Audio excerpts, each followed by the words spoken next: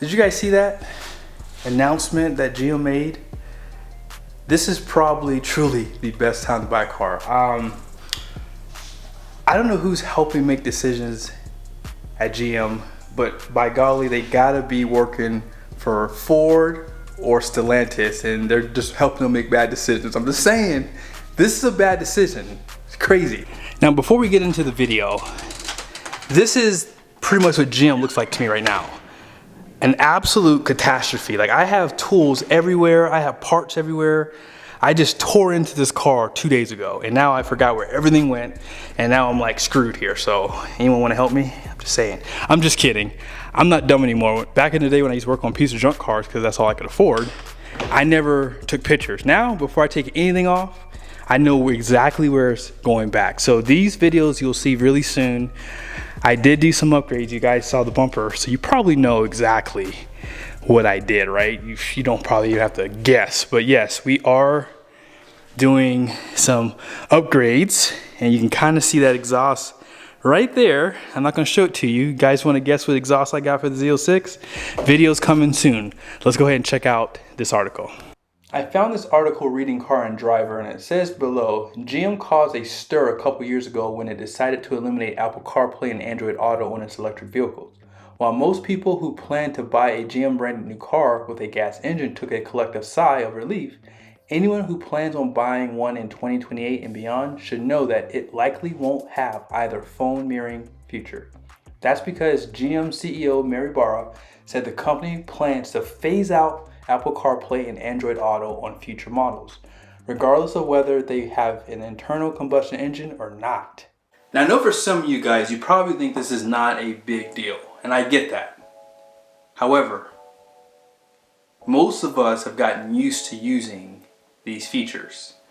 I remember when Lexus waited so long to integrate Apple CarPlay and Android Auto, and a lot of people complained about how bad the interface was. Now, maybe I'll have to go out, do some testing with an electric GM product to see, because personally, I don't want to try anything else. And a lot of people probably feel the same way. Barr confirmed that controversial decision during an interview on the Verge's Decoder podcast, which was released the same day that GM announced details about a new centralized computing platform. Developed in-house, this new hardware will debut on the 2028 Cadillac Escalade IQ, but it will eventually proliferate to other Cadillacs and GM's vast portfolio. Now, when gas-fed models inevitably make that transition too, they'll lose CarPlay and Android Auto. However, like with GM's current EVs, the infotainment system will be based on Google software, which should make life easier for Android users. Of course, there are obviously a lot of people who own Apple phones, and it remains to be seen if GM's strategy will turn out to be a bold move or a bad one. Still, this won't happen overnight or even within the next 2 years, so there's plenty of time to get a new GM vehicle with the familiarity and ease of use that phone mirroring provides before that disappears for good. I'm all for new technologies and obviously advancement. And we're gonna read some of the comments because there's one comment that I liked, and I really truly believe this is what's happening right now. Now, you guys know my feelings on manufacturers. I decided to stop buying new cars for a while simply because what's coming out of the factories is not that great anyways. I feel as though the last good cars probably came out in the 2000s, maybe the 2010s, 2015 on down, maybe 2017 on down, I would say. Regardless of that, it just seems as though the manufacturers are not doing a good job developing these vehicles.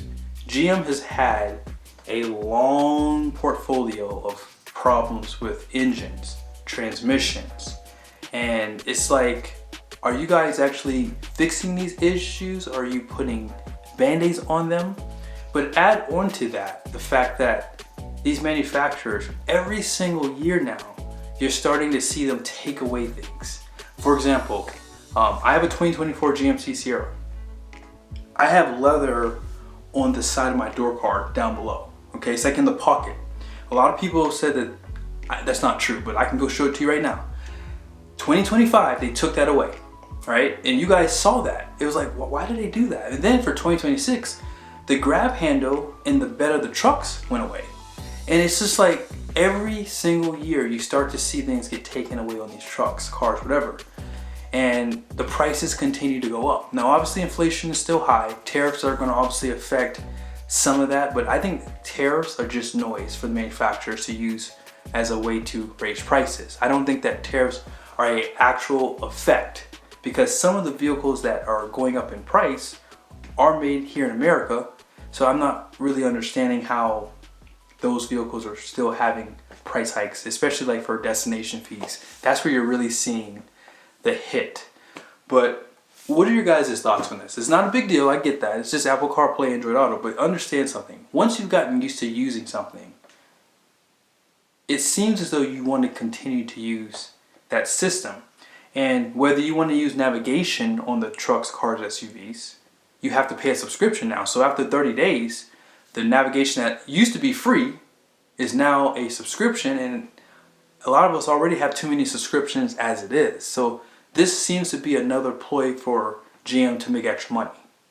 Here's how some people are responding to this new topic. What an absolute blunder. Let's throw away the most universally appreciated and perfectly implemented automotive feature developed by the world's top tech companies in order to attempt making our own. Gotta love GM. For every person I know, this will be a deal breaker, especially when you consider the crazy subscriptions GM systems require after the fact. Mirabar continually makes the worst decisions I have ever seen, consistently terrible. Everyone from middle, senior management, and up needs to be replaced. As you learned from Sonos and arguably Tesla, there is inherent risk in launching new software. This is risky and smells of implementing a monthly subscription fee down the road. See, everyone's seeing this. Everyone sees that this is all about money. The next comment says, the one thing I interact with all day long is my phone. The last car I bought was decided, not by horsepower or styling or number of cup holders. I chose from cars that offered Apple CarPlay. GM just took itself out of the running for my next car purchase. So this person says you're all correct, but we saw this coming a mile away too. On a shareholder meeting call, when they announced they were removing CarPlay from their EVs, Mary Barr told the board and shareholders that by switching to an entirely in-house system, they were projecting more than $1 billion in additional revenue streams. I can't remember if it was annually or over a long actualization period related to subscription fees, and adding things like a Starbucks app so that you can order and pay directly through their infotainment system, and somehow charging a service fee for the transaction. I can keep reading, but most of those comments are going to be the exact same. Everyone is in agreement that this is a bad decision. And here's what I'll tell you guys. You've seen what happened with Ram, right? You saw what happened with them when they took away the V8. Same thing goes with Ford. When they took away that keypad off the door, the following year, for both of those brands, they brought back those features. So make your voice heard. Make no mistake about it. These manufacturers are all about the dollar bills right now. Unfortunately, a lot of the boomers died off. Unfortunately, this is sad, but a lot of people died off, 2020 on. And a lot of people went out and made bad decisions. A lot of people went out and just got their head cracked. You ever heard of a head crack? That's a deal where you just made the dealership so much money, it's like a head crack. But listen to me. This is probably one of the worst times to buy a car, simply because of failure rate. But I will follow up with that by saying this. We know so much today than we did 30 years ago. Remember, when the forums came out, if you were to ask a question about an issue with your car, truck, SUV, whatever, you might have 2 or 3 other people that might say, yeah, I've actually noticed the same issue. Now we have YouTube, we have Facebook, we have Instagram, TikTok, and we're all talking about the issues. I've shown you so many issues with the product from GM and Ram and Ford. I mean, unfortunately, I can't keep up with Ford. I'm just kidding, I'm just joking. I don't have time to go to the Ford store all the time to go to the shop, and I don't know many people there, but they have failures too. I could show you a photo of a video I was trying to get, but I had to leave because something came up. But regardless of it, these automobiles, whether it be GM, Ford, Toyota, Honda, doesn't matter. They're all having failure rates, but we can see them because of the World Wide Web. So For example, if you're looking at a 2020 plus Chevy GMC HD, what are some of the issues with the 10-speed? I bet you some of you guys can go down there and just type away. Obviously the valve body, torque converters, those are prone to fail. Now, my only issue with my truck right now, because my truck is tuned obviously with weight loss program, my only issue is the oil cooler, because they cannot figure out why it fails. Like, there's no rhyme or reason to it. I've been searching and trying to do research on oil coolers and what it actually does. Like, what can be some failure points? And there's really no definitive answer to why it would fail. But these manufacturers are so slow to fix problems. And the biggest issue I have is, why don't they talk about these, these failures and fix them? See, I haven't shown you guys a lot of those oil cooler failures that the GMC store has had, but they've still had some fail. It's just, I don't always have time to go back there and do videos, but the reality is they're still having issues. But why is GM not trying to figure out the issue? I do know if you have a 2019 and earlier pickup, BFGoodrich does have an oil cooler upgrade for 2019 and earlier trucks, I believe. So if you want to use my promo code below, feel free. But apart from that, I think that Apple CarPlay is something that I would prefer to have.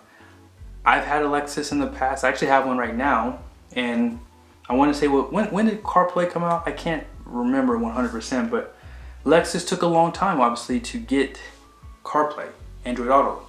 And a lot of people did cross-shop Lexus simply because of that, because their interface sucked. And I don't think Toyota's great at infotainments personally. I think that they're probably at the lower end of the totem pole with that, for me personally. But let me know your guys' thoughts. Do you care about Apple CarPlay, Android Auto? Would you like to see these manufacturers actually move that money over to make these cars more reliable? I'm pretty sure I know the answer to that question.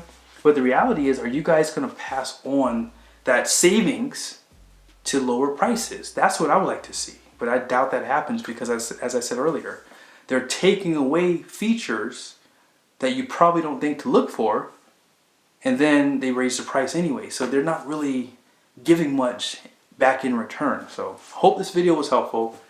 Be sure to subscribe to the channel. Plan on doing more videos like this. Hopefully we start seeing some more updates with the 2027 upcoming half tons for Chevy and GMC. We'd love to report on that for you guys. So yeah, see you guys in the next video.